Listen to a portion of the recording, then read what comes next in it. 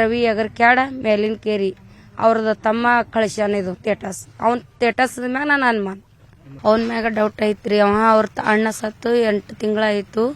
8 ತಿಂಗಳಾದ ನಂತರ ಸ್ಟೇಟಸ್ ಇಟ್ಟಾನ ಅವ್ರ ಅಣ್ಣನ ಫೋಟೋ. ಅವ್ರ ಅಣ್ಣಗ ಆತ್ಮಕ್ ಶಾಂತಿ ಸಿಕ್ತಂದು ಈ ದಿನ ಇಲ್ಲಾರ ಕಾರಣ ಇವತ್ತು ಯಾಕ ಹೇಳಿದನು, ಅವಾಗೇ ಬಿಡ್ಬೇಕು. ನಮ್ಮಪ್ಪ ಸಾಯ ಕಾರಣಕ್ಕ ಅವ ಇಟ್ಟ ಸ್ಟೇಟಸ್ಕ ಅವ್ ಹೇಳ್ಯಾನತ್ತಂದ್ರ ನನಗೆ ಅವನ ಮ್ಯಾಗ ಡೌಟ. ಅವನಿಗೆ ಹಿಡೀರಿ, ಅವ್ನಿಗೆ ಹಿಡದೊಳಗ ಅವನಿಂದ ಯಾರ್ಯಾರು ಅದಾರ ಅವ್ರಿಗೆ ಹುಡುಕ್ರಿ. ಅವರಿಂದ ಏನಾಗೈತೆ ಅನ್ನೋದು ಗೊತ್ತಿಲ್ಲ. ಅವ್ರ ಅಣ್ಣ ಒಬ್ಬ ವಕೀಲಿದ್ದ, ಅವ ಆಕ್ಸಿಡೆಂಟ್ ಆಗಿ ತೀರ್ಕೋನ. ಅವನಿಗೆ ಏನಾಗಿ ಸಮಸ್ಯೆ ಗೊತ್ತೇ ಇಲ್ಲ.